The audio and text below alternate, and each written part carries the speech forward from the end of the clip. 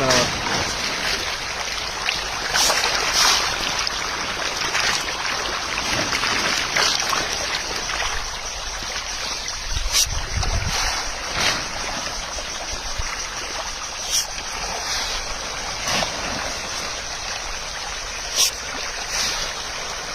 খাদ্য ফিরতে পারছে খাদ্য ফিরে গেল